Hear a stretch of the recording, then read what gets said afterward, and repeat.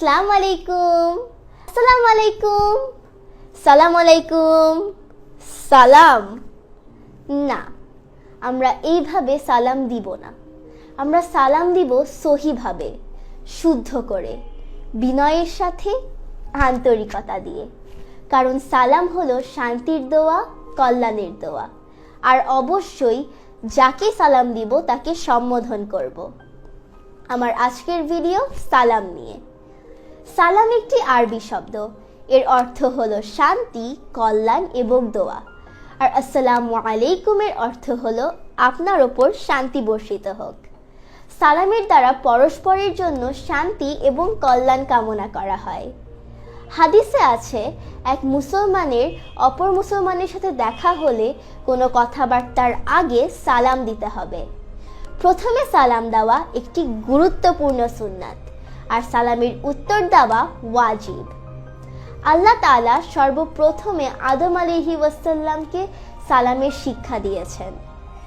হযরত আবু হুরায়রা রাদিয়াল্লাহু তাআলা আনহু হতে বর্ণিত, রাসূল সাল্লাল্লাহু আলাইহি ওয়াসাল্লাম বলেছেন, আল্লাহ যখন আদম আলাইহিওয়াসাল্লামকে সৃষ্টি করলেন তখন তাকে বললেন, তুমি যাও এবং ওই ফেরেশতা মণ্ডলীর একটি দল বসে আছে, তাদের ওপর সালাম পেশ করো, আর তারা তোমার সালামের কি জবাব দেয় তা মন দিয়ে শোনো, কারণ সেটাই হবে তোমার এবং তোমার সন্তান সন্ততির সালাম বিনিময়ের রীতি।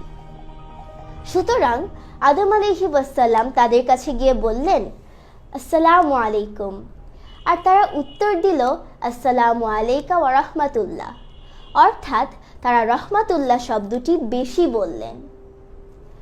সালামকে ইসলামিক শরিয়াতে সর্বোত্তম কাজগুলোর একটি হিসেবে গণ্য করা হয়েছে।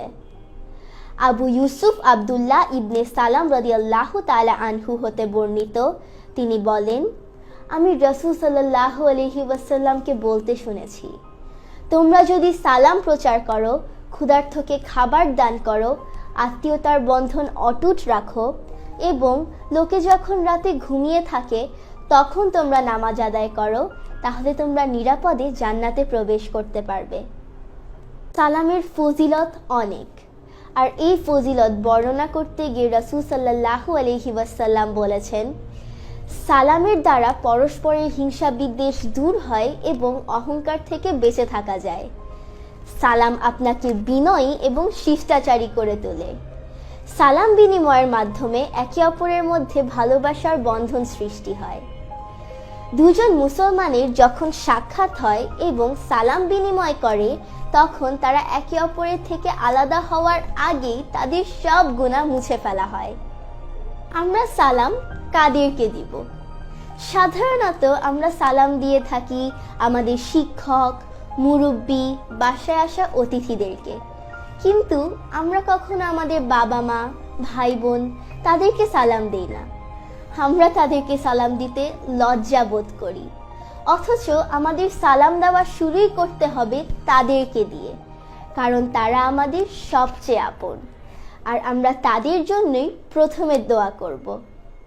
আল্লাহ তাআলা সূরা নূরে বলেছেন, তোমরা যখন নিজ গৃহে প্রবেশ করবে তখন নিজেদের স্বজনদের প্রতি সালাম বলবে।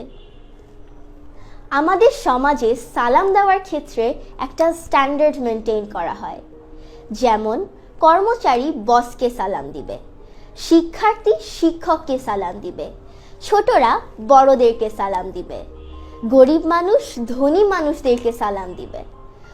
আজকে থেকে আমরা এই স্ট্যান্ডার্ড মেনটেন করব না।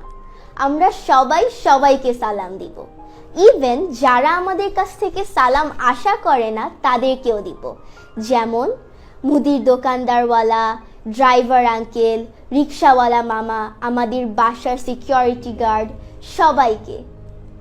বিশ্বাসীরা যেদিন আল্লাহর সাথে সাক্ষাৎ করবে সেদিন তাদেরকে স্বাগত জানানো হবে সালাম বলে। আল্লাহ তাআলা আমাদের সকলকে জীবনের সর্বস্তরে সালাম প্রচার করার তৌফিক দান করুন। আমিন।